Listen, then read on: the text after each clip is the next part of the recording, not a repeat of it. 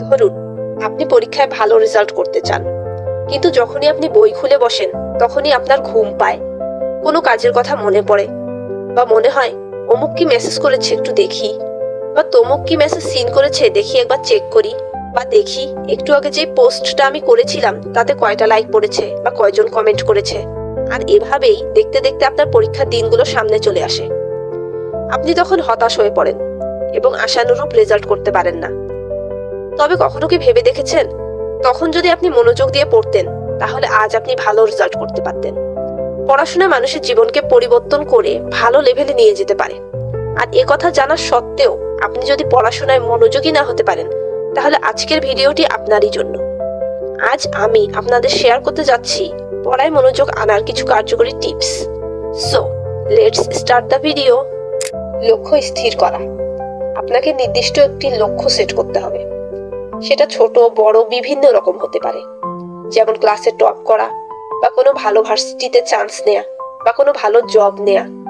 এতে করে যখন আপনার পড়ায় মন বসতে চাইবে না, তখন নিজেই নিজেকে প্রশ্ন করুন যে আমি কেন পড়বো। তখন আপনার সেই লক্ষ্যের কথা মনে পড়ে যাবে এবং সেই লক্ষ্য পূরণের জন্য ধীরে ধীরে ঠিকই আপনার মনোযোগ বসতে শুরু করবে। তাই যে কোনো লক্ষ্য থাকাই লাগবে, কারণ লক্ষ্যই যদি না থাকে তাহলে মনোযোগ আসবে কোথা থেকে। টাইম টেবিল তৈরি। এমনভাবে একটা টাইম টেবিল তৈরি করুন যে সময় কোলাহল খুবই কম থাকে এবং আপনাকে কেউই ডিস্টার্ব করবে না। কোলাহলপূর্ণ পরিবেশে আপনি মনোযোগ বসাতে পারবেন না। সাধারণত পড়াশোনা করার জন্য ভোরবেলা ও রাতের সময়টা বেস্ট, কারণ এই সময়ে চারপাশের পরিবেশ অনেকটাই শান্ত থাকে, ফলে আপনি সহজেই পড়ায় মনোনিবেশ করতে পারবেন। গোছালো পরিবেশ।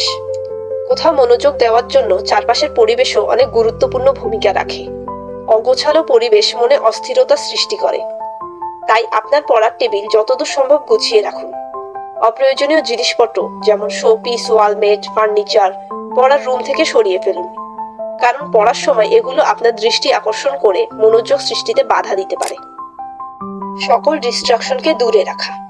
বর্তমান যুগের অন্যতম ডিস্ট্রাকশন হলো মোবাইল ফোন।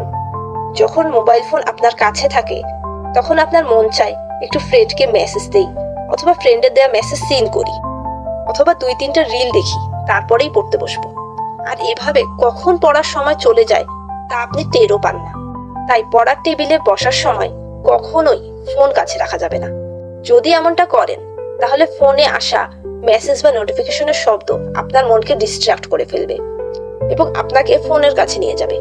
তাই পড়তে বসার আগে ফোনকে সাইলেন্ট করে ফেলুন ও অন্য ঘরে রেখে আসুন। পড়ার এই সময়টাতে ফোনকে আপনার সবচেয়ে বড় শত্রু ভাবুন ও বইকে আপনার সবচেয়ে ভালো বন্ধু মনে করুন। তাহলেই দেখবেন একটা সময় পর বইয়ের সাথে আপনার বন্ধুত্ব হয়ে গেছে এবং পড়ায় আপনার মনও বসতে শুরু করেছে। মনকে স্থির করা। যখন আপনি পড়তে বসবেন তখন আপনার মনকে পড়ার টেবিলে সীমাবদ্ধ রাখার চেষ্টা করুন। শুধুমাত্র পড়ার দিকেই ফোকাস করবেন। অনেকেই আছেন যারা পড়তে বসলে বিভিন্ন কাজের কথা মনে আসে।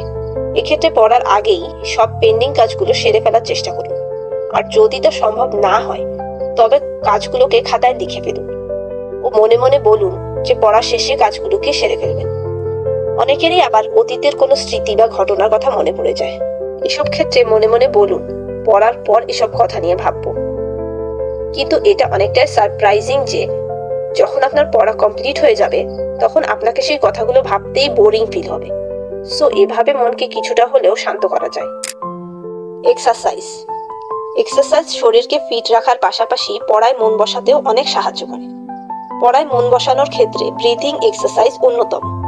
এই এক্সারসাইজে প্রথমে 3 সেকেন্ড ধরে নাক দিয়ে পেট ফুলিয়ে শ্বাস নিন, এরপর 4 সেকেন্ড দম ধরে রাখুন, আর তারপর 4 সেকেন্ড সময় ধরে মুখ দিয়ে শ্বাস ছাড়ুন। এই এক্সারসাইজটি 2 থেকে 4 বার করুন। এতে আপনার স্ট্রেস লেভেল অনেকটাই কমে যাবে ও পড়ায়ও মন বসতে শুরু করবে। ব্রেক নিন। ধরুন আজ আপনি ঠিক করেছেন আজকে একটানা 4 থেকে 5 ঘন্টা পড়বেন, কিন্তু 15-20 মিনিটে আপনি ক্লান্ত হয়ে মনোযোগ হারিয়ে ফেলছেন। এতে হতাশ হওয়ার কিছুই নেই, কারণ প্রায় বেশিরভাগ মানুষই একটানা 15 থেকে 30 মিনিটের বেশি কনসেন্ট্রেশন ধরে রাখতে পারে না। তাই একটানা অন্তত 20 থেকে 30 মিনিটের টার্গেট নিন। 20 থেকে 30 মিনিট পড়ার পর 5 বা 10 মিনিটের ব্রেক নিন। পড়ার ফাঁকে ব্রেক নেওয়া একদমই খারাপ কিছু নয়। এই ব্রেকে একদমই ফোন ধরবেন না, বরং এই সময় বাইরে খোলা জায়গায় বা ছাদে কিছুটা ফ্রেশ এয়ার নিতে পারেন বা কিছু খেয়ে নিতে পারেন, যার ফলে আপনার এনার্জি লেভেল বাড়বে। এরপর পুনরায় পড়তে বসুন, দেখবেন আগের তুলনায় বেশি তাড়াতাড়ি পড়া ক্যাচ করতে পারছেন। সো ভিউয়ার্স, এই টিপসগুলো থেকে উপকৃত হলে ভিডিওতে একটা লাইক দিন, আর এমন আরো ইনফরমেটিভ ভিডিও পেতে কমেন্ট করে জানান এবং চ্যানেলকে সাবস্ক্রাইব করে পাশে থাকুন।